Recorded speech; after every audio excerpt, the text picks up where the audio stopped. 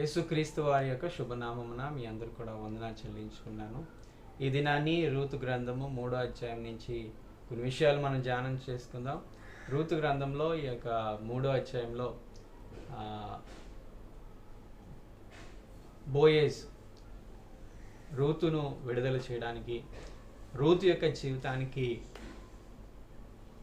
యొక్క జీవితంలో ప్రయాణించడానికి, మరి రూతు ఏ విధంగా బోయేజ్ దగ్గరికి వచ్చి తను విజ్ఞాపన చేసుకుందో రిడెంప్షన్ నిమిత్తమై, ఆ ప్లాన్ అంతా కూడా ఏ విధంగా నయోమి ప్రిపేర్ చేసిందో మనం చూస్తూ వస్తాం.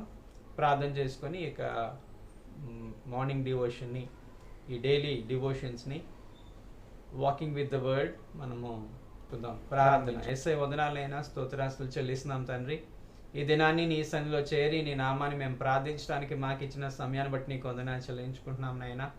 అయ్యా, ఎందుకు పనికిరాని వారం తండ్రి దేవ, నీ సన్నిధిలో యోగ్యమైన రీతిలో మమ్మల్ని వాడుకుంటూ ఉందని బట్టి నీకు వందనాలు చెల్లించుకుంటున్నాం తండ్రి.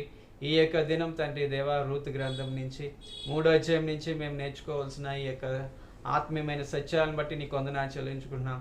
నీవే మమ్మల్ని దర్శించి సంధించమని, నీ రెక్కల కింద మమ్మల్ని భద్రపరచమని వేడుకుంటూ ప్రార్థిస్తూ నీకే స్తుతులు స్తోత్రాలు చెల్లించుకుంటూ ఏ సత్పరిశుద్ధ నామమున వేడుకుంటున్నాం తండ్రి, ఆమేన్. ఈ దినాన్ని మనం రూతు గ్రంథంలో 3వ అధ్యాయంలో నుంచి మనము కొన్ని విషయాలు మనం ధ్యానం చేసుకుందాం. రూతు గ్రంథము 3వ అధ్యాయంలో మనకి ముగ్గురు కనబడతారు. నయోమి కనబడుతుంది, రూతు కనబడుతుంది, బోయజు. ఈ ముగ్గురే ఇందులో కనబడుతూ ఉంటారు. 3 అనేది చాలా ప్రత్యేకమైన నెంబర్.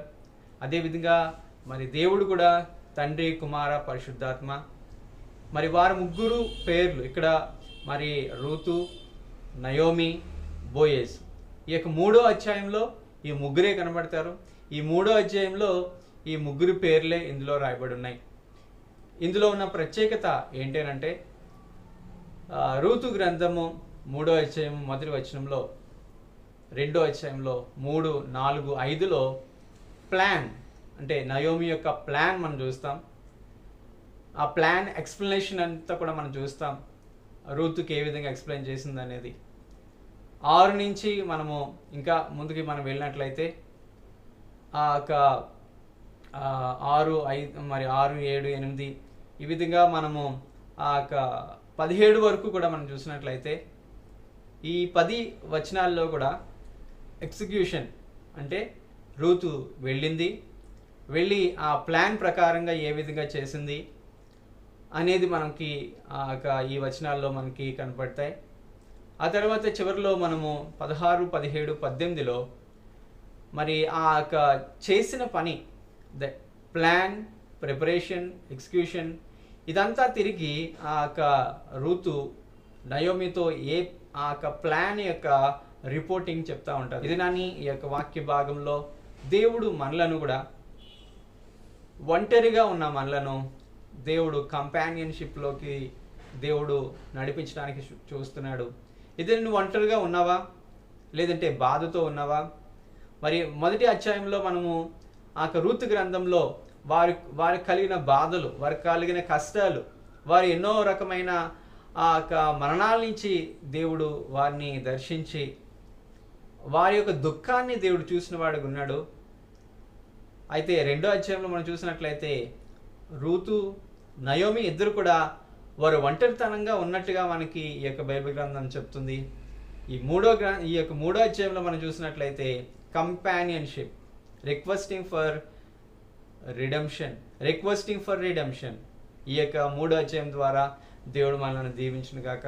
ఇది నాని వాక్య భాగంలోకి మనం వెళ్ళినప్పుడు మొదటి అధ్యాయం మరి 3వ అధ్యాయము మొదటి ఆ యొక్క వచనంలో మనం చూసినట్లయితే ఫైండింగ్ ఎ హోమ్, మరి ఆ యొక్క రూతుకి ఆ యొక్క ఒక రెస్ట్ కలగాలని మరి ఆ నయోమి అంటది, నేను ఆ యొక్క ఒక ఇంటిని నేను వెతుకుతున్నాను. ఇక్కడ ఇంగ్లీష్లో మనం చూసినట్లయితే my daughter, I must find a home for you where you will be well provided for you. అంటే ఈ యొక్క గ్రంథంలో నయోమి ఎంత బాధ్యత పర్రాలో మనం చూస్తూ వస్తాం. తను తన యొక్క కోడలికి ఒక రెస్ట్, ఒక హోమ్ని ఆమె సిద్ధపరచడానికి మరి ప్లాన్ చేస్తుంది. రెండవ వచనానికి వచ్చేసరికి నయోమి తన యొక్క పెనిమిటి యొక్క భార్య అయిన బోయేజ్ని పరిచయం చేస్తుంది. ఇక్కడ ఏమని అంటదంటే, ఆయన మరి మనకొక మరి మన కుటుంబానికి, అంటే ఇక్కడ మనం చూసినట్లయితే Boaz with whose women you are working is a relative of ours. సో బోయస్ ఏ మరి పొలంలోకి అయితే నువ్వు ఇప్పటి వరకు వెళ్ళి బోయస్ రిక్వెస్ట్ చేసిన ప్రకారంగా నీవు ఆ బాధ్యతలు ఇచ్చిన ప్రకారంగా నువ్వు వెళ్ళి బోయస్ యొక్క పొలంలో ఎలాగైతే నువ్వు చేసుకుంటూ వచ్చావో, ఆ యొక్క హార్వెస్టింగ్ టైం అయినంత వరకు కూడా నిన్ను ఏ విధంగా అయితే పిలిచి నీవు కూడా వెళ్ళి అక్కడ పరగ ఏ విధంగా ఏరుకున్నావో, అయితే వ్యక్తి మనకి రిలేటివ్ అని చెప్తూ వస్తుంది. ఇది నన్ను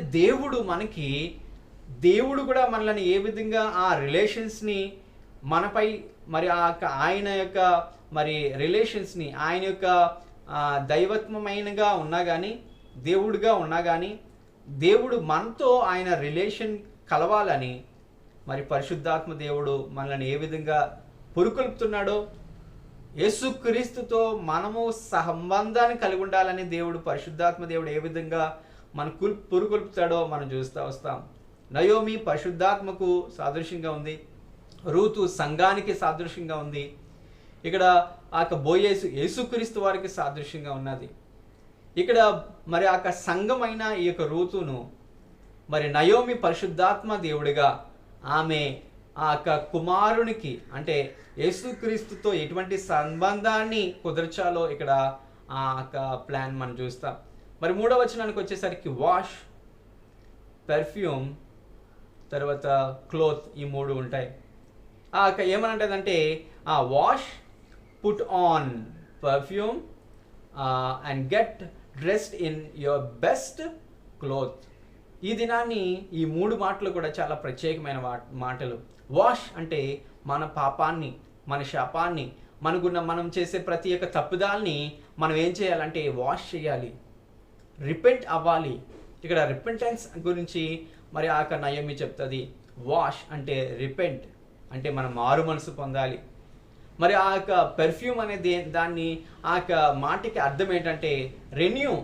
ఇది నువ్వు ఎంతగా ఉన్నావు అంత పరిశుద్ధంగా ఉన్నావు అనేది కాదు, నువ్వు పరిశుద్ధతను, నీ యొక్క ఆత్మీయతను ఇంకా రెన్యూ చేసుకోమని మరి భాగం చెప్పబడుతుంది.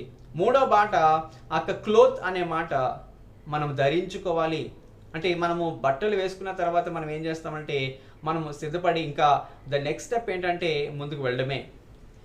ఈ మూడు మాటలు కూడా the 3 levels of our spiritual growth అనే విషయాన్ని ఇక్కడ పరిశుద్ధాత్మ దేవుడు మనతో మాట్లాడుతున్నాడు. Perfume, cloth. ఈ యొక్క క్లోతింగ్ అనే మాట ఏదైతే ఉందో మన యొక్క సిద్ధపాటుకు సంబంధంగా ఉంది. కాబట్టి ఈ యొక్క మరి 4వ వచనంకి వచ్చేసరికి నోయింగ్ హిజ్ వేస్.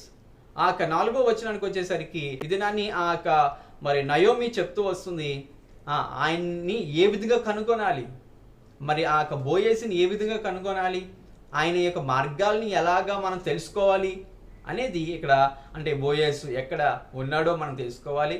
అంటే మన రూతుతో చెప్తుంది ఎక్కడ ఉన్నాడో, మరి ఏం చేస్తున్నాడో చూసుకొని సర్టెన్ కరెక్ట్ టైంలో వెళ్ళి ఆయన మీట్ అవ్వాలి అని నయోమి రూతుతో చెప్తుంది. అంటే నోయింగ్ హిస్ వేస్, ఆయన యొక్క మార్గాలు ఏంటో మనం తెలుసుకోవాలి అని పరిశుద్ధాత్మ దేవుడు మనతో కూడా బోధిస్తున్నాడు. 5వ వచనానికి వచ్చేసరికి యాక్సెప్టెన్స్. ఇది ఏదైతే రూతు మరి విన్నదో, నయోమి యొక్క మాటలను యాక్సెప్ట్ చేసింది. ఇది మనం కూడా దేవుని యొక్క మార్గాల్ని మనం యాక్సెప్ట్ చేయాలి. మరి 6వ వచనానికి వచ్చేసరికి ప్లాన్, ఎగ్జిక్యూషన్. సో ఏదైతే వారు ప్లాన్ చేసుకున్నారో, ఏదైతే వారు సిద్ధపరిచాడో, మరి పరిశుద్ధాత్మ దేవుడు ఏదైతే మన కొరకు సిద్ధపరిచిందో మనం ఎగ్జిక్యూట్ చేయాలి అనేది ఈ యొక్క భాగం మనకు తెలుపుతుంది. 6వ వచనానికి వచ్చేసరికి did everything her mother in law told. ఏదైతే మన తన యొక్క అత్తగారు చెప్పిందో ప్రతీది కూడా తను చేసింది అనే మాట ఇక్కడ మనకి రాయబడి ఉంది. 7లో మనం చూసినట్లయితే హార్వెస్టింగ్ ఫెస్టివల్.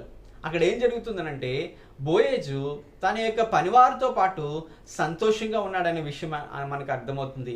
తింటున్నారు, త్రాగుతున్నారు, వారు సంతోషంగా ఉన్నారనే విషయము ఈ యొక్క 7వ వచనంలో మనకి తెలుపుతుంది. అంటే ఆ యొక్క పంట పొలము, ఆ యొక్క హార్వెస్టింగ్ టైం అయిపోయింది. వారు ఆ యొక్క హార్వెస్టింగ్ టైంలో వారు సంతోషిస్తున్నారు.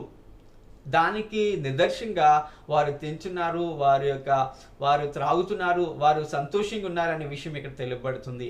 అంటే ఆ యొక్క బోయేజు తన యొక్క కష్టాన్ని ఇక్కడ సంతోషిస్తున్నారు. ఈమె ఆ యొక్క సంతోష సమయంలో, అందరూ ఉన్న సమయంలో ఈమె ఏ విధంగా ఆ యొక్క బోయేజుని ఎదుర్కోవాలో ఇక్కడ చెప్పబడుతుంది.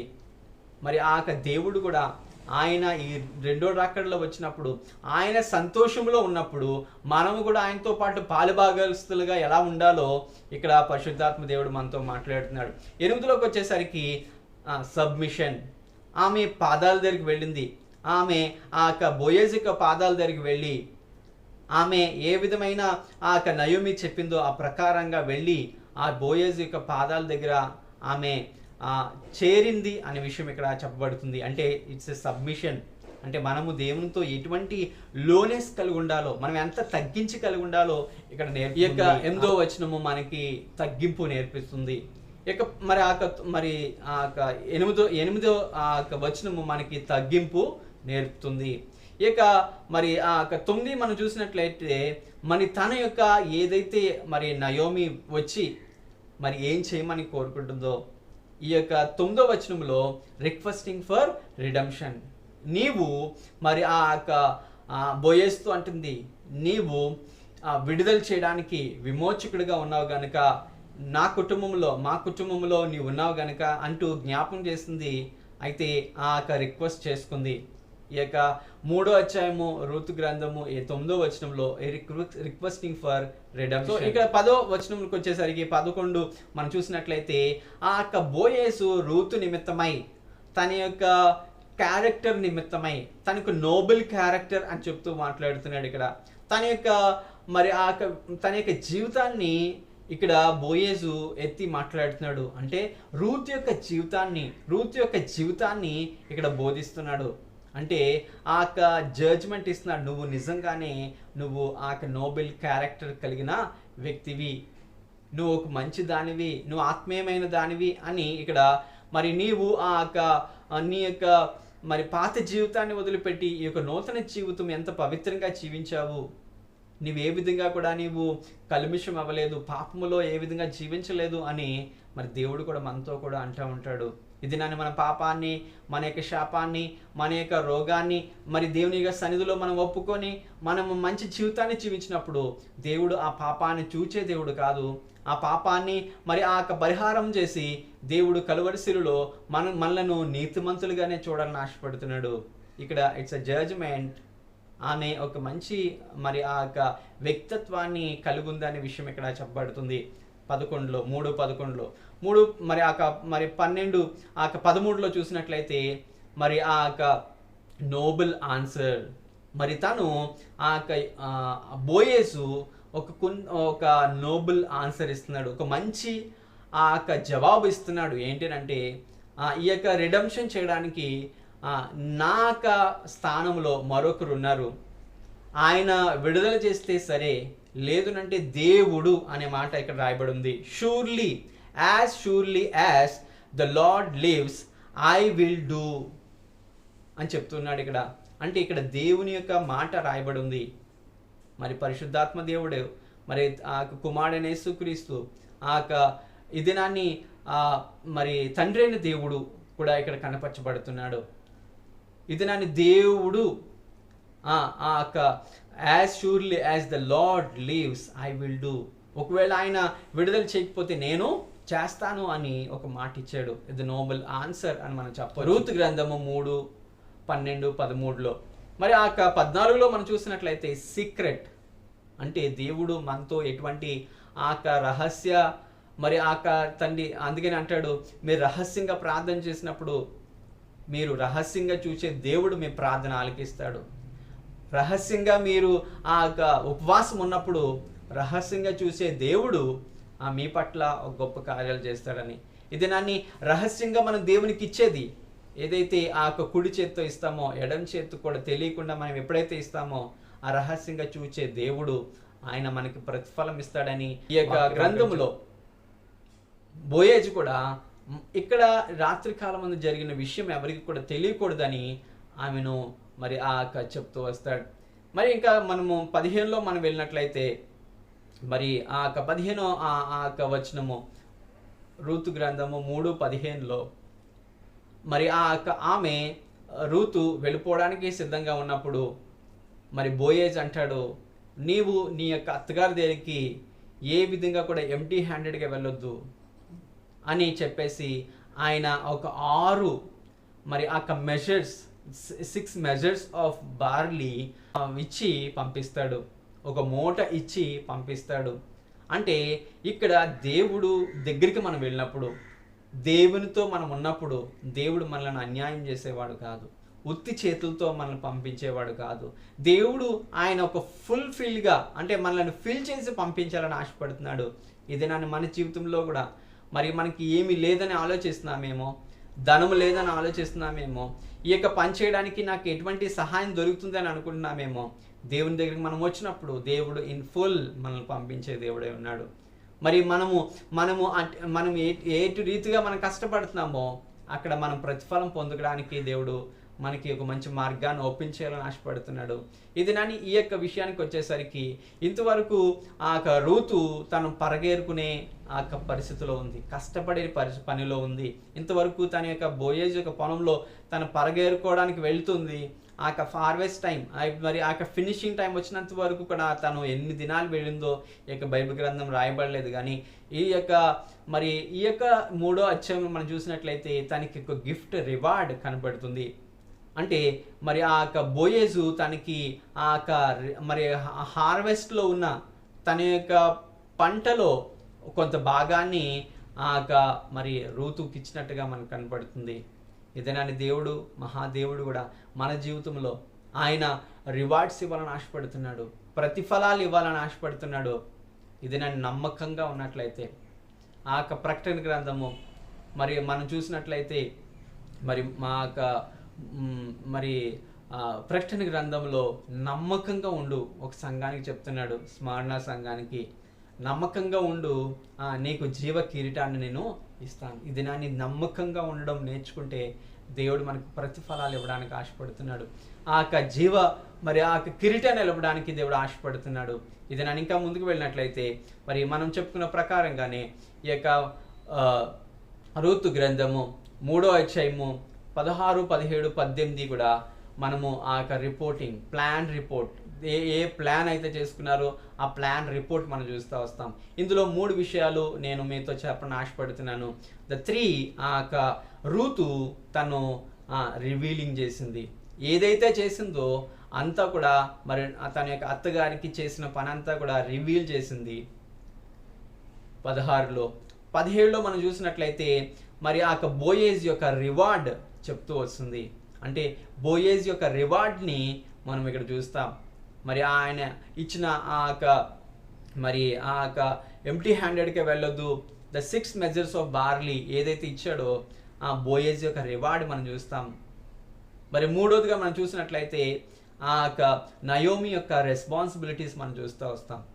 ఇది నాని ఈ యొక్క రూతు గ్రంథము 3వ అధ్యాయంలో మనం చూసినట్లయితే దేవుడు మనలను ఆ యొక్క రివీల్ చేసినట్లయితే, మన పాపాలు ఒప్పుకున్నట్లయితే, మనం చేసిన దాన్ని దేవునితో మనము ఆ యొక్క విన్నవించుకున్నట్లయితే, మనము మన పాపాలను తుడుచుకొని ఆయన దగ్గర మనము మన పాపాలను ఒప్పుకున్నట్లయితే మనకి దేవుడు రివార్డ్ ఇస్తాడు. రివార్డే కాదు, దేవుడు మన జీవితం ఎలా ఉందో చూసి ఆయన రెస్పాన్సిబిలిటీస్ని కూడా మన పట్ల తీసుకోవాలని ఆశపడుతున్నాడు. ప్రేమైన మరి దేవుని యొక్క బిడ్డలారా, ప్రేమైన నా సంగమా, ప్రేమైన నా స్నేహితులారా, ప్రేమైన నా తల్లిదండ్రులారా, ఇది నా యొక్క రూతు గ్రంథంలో నుంచి ఎన్నో రకమైన విషయాలు మనం ధ్యానించుకుంటూ వచ్చాం. ఈ 3వ అధ్యాయంలో మరి ఆ యొక్క 3 కనపడుతున్నారు. మరి ఆ యొక్క నయోమి పరిశుద్ధాత్మకు, రూతు సంఘానికి, బోయేజు మరి యేసుక్రీస్తు వారికి ఇది నాని సాదృశ్యంగా ఉన్న ఈ విషయాల్ని దేవుడు ఈ యొక్క వాక్య భాగంలో ఉన్న ఈ రూతు గ్రంథంలో ఉన్న ఈ 3వ అధ్యాయంలో ఉన్న విషయాల ద్వారా దేవుడు మనల్ని బలపరిచి ఆయన తన యొక్క రాజ్యము కొరకు మనల్ని అందరూ కూడా సిద్ధపరిచి రేపటి దినమందు దేవుడు మనల్ని పిలిచినప్పుడు మనం ఏ విధమైన యథార్థతలో మనం ఉన్నామో దేవుడు చూస్తాడు గనుక, దేవుడు ప్రశ్నిస్తాడు గనుక ఈ యొక్క 3వ అధ్యాయం ద్వారా దేవుడు మనల్ని దీవించి ఆస్వాదించును గాక. యేసయ్య వందనాలైనా స్తోత్రాస్తులు చెల్లిస్తున్నాం. రూతు గ్రంథం నుంచి మేము ఏం నేర్చుకున్నామో ఈ 3వ అధ్యాయంలో అయా తండ్రి త్రియేక దేవుడుగా ఈ 3 అంశాలని ప్లాన్, ఎగ్జిక్యూషన్, రిపోర్ట్. అయ్యా తండ్రి దేవా, నయోమి ఏం చెప్పిందో రూతు చేసింది. పరిశుద్ధాత్మ దేవుడు మాకు ఏది బయలుపరుస్తాడో సంఘముగా ఉన్న మేము చేయవలసిన వారంగా ఉన్నాం. మేము ఏదైతే చేస్తామో అయ్యా తండ్రి అది మమ్మలను ఒక మంచి మార్గంలోనికి నడిపిస్తుంది. అయ్యా తండ్రి చేసిన తర్వాత నీవు ఆ ప్లాన్, రిపోర్ట్ కూడా మమ్మలను కోరుకుంటున్నావు మా దగ్గర నుంచి. అయ్యా తండ్రి నీ పరలోక రాజ్యానికి వెళ్ళినప్పుడు ఆ రిపోర్ట్స్ అన్నీ కూడా నువ్వు మమ్మల్ని చూసినప్పుడు రివార్డ్ అయ్యా తండ్రి దేవా, రివీలింగ్, మేము మా పాపాలను ఒప్పుకొని నీ దగ్గరికి వెళ్ళినప్పుడు నువ్వు మమ్మల్ని రివార్డ్ చేస్తావు. రివార్డ్ చేయడమే కాదు, మా జీవితాల్లో మాకు ఏది కావాలో ఆ రెస్పాన్సిబిలిటీస్ అన్నీ కూడా నీవు తీసుకునే దేవుడై ఉన్నావు. ఈ వాక్యం ద్వారా, ఈ గ్రంథము, ఈ యొక్క రూతు గ్రంథము 3వ అధ్యాయం ద్వారా మమ్మల్ని దీవించి ఆస్వాదించమని యేసు పరిశుద్ధ నామములో వేడుకుంటున్నాం తండ్రి, ఆమేన్. ఈ యొక్క మాటలు విన్న ప్రతి ఒక్కరు కూడా యేసుక్రీస్తు నామంలో వందనాలు చెల్లించుకున్నాను. ఈ యొక్క రూతు గ్రంథం 3వ అధ్యాయం ద్వారా మనం చాలా విషయాలు మనం ధ్యానం చేసుకుంటూ వచ్చాం. దేవుడు ఈ యొక్క మరి మనం ఏ విధంగా దేవునితో మరి ఒంటరిగా ఉండాలో, దేవునితో ఎటువంటి సంబంధాన్ని కలిగి ఉండాలో, మరి ఆ దేవుని మనం ఎలా కోరుకోవాలో, ఎలాగా సబ్మిట్ అవ్వాలో, ఎలా మరి యొక్క తగ్గింపు జీవితాన్ని జీవించాలో, ఎలా మనము ఆ యొక్క మరి పరిశుద్ధాత్మ దేవుడు చెప్పిన ప్రకారం మనం ఎలాగా ఆ మన యొక్క తీర్మానాల్ని మనం దేవుని సన్నిధిలో ఒప్పుకోవాలో, ఆ ప్రకారంగా జీవించాలో ఈ యొక్క 3వ అధ్యాయం చెల్లుతుంది గనుక మనము ఈ యొక్క ప్రకారంగా దేవుని యొక్క సన్నిధిలో చేరి దేవుని యొక్క సన్నిధిలో స్తుతిస్తూ ఆయన ఆరాధిద్దాం. దేవుడి మాటలు దీవించిన యొక్క గాడ్ బ్లెస్ యూ.